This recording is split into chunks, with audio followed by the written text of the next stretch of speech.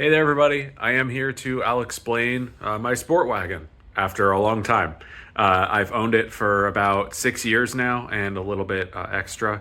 And I am doing a subframe and engine mount swap along with a couple of other major maintenance items on this car as it's now at 106,000 miles and 11 or so years old.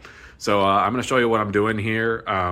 There has not been a lot of, at least video reports of people doing Mark 7 subframe bushings. There's quite a bit on Mark 5 and Mark 6, but and Mark 7 honestly isn't super different, but I thought I'd document my experience and hopefully it'll help you guys out. All right, so this is a 2015 Golf Sport Wagon with the 1.8T engine, and this one's an automatic car, not a DSG. And obviously gas, not diesel. This is my old upper half to the subframe bushing. Contrary to what seems to be a semi-popular belief, there are actually two subframe bushings. This is the one that's on the top, and the one on the bottom I literally just took off, but I literally can't find it, so that's cool. But this is the one that sits on the top. It sits like this, and obviously this is the half that sits in that window opening where the dog bone goes into. I managed to get mine out without wrecking it at all. However, that is because the one that I can't find, I was hammering on to be able to get it out. I then try to install them using a standard Harbor Freight style, like a shop press with a hydraulic jack, like a bottle jack basically, that's being used as the press. Then I've got some fittings set up. I believe I did film a clip. It's either earlier or later in the video. It's been, a few days that I've been working on this in collaboration with my local dealer. Thanks to them, they were able to press in that bonded rubber bushing. The standard press did not work. And with the litany of inserts and various sizes I tried to work with, basically because that bonded rubber bushing pushes itself out a little bit when you try to press it in because the outside housing is plastic.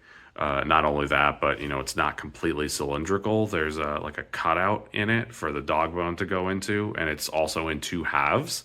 So it's a very complex mount design.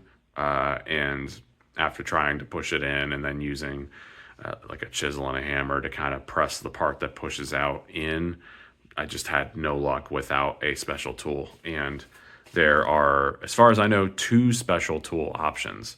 One is the factory one, which, as far as I can tell, at least as of the recording of this video, costs over $1,600. Yeah, I'm not paying that. And then the what seems to be the European aftermarket version of the tool is $700, or at least 700 euros, I believe. And then I would obviously have to have that imported, so it probably would be even more expensive than that. So I was like, no, I'm not doing that either. These are the subframe alignment pins. I will put the part number either on the screen or in the description. It comes with 6 of them. And as you can see, it's basically just a threaded rod that goes into where the subframe bolts go. On my car, there's 4 of them. And then there is this cylindrical piece that's on a slide. And I think you're basically supposed to have it slid all the way in like this. That's centered. There's a, I think, 4mm Allen end right here. You thread those up into the subframe. I'll actually show you what it looks like on the car now. Right here, that's the front sway bar. This is the front shock here on the left. This is the front location for the subframe bolts. It'll usually be paint colored. If you look under there, that's blue on my car.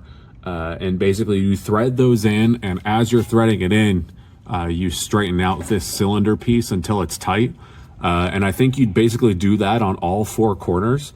You then put the subframe in, and then you undo these, and your subframe should be centered. You take them out one at a time and then put the bolts in their place. That way the subframe stays centered. And a few other considerations. I would use a jack or a transmission jack if you have one to put the subframe back into the car. I would also highly suggest using bungee cords or something similar to hold the steering rack when you take the subframe out.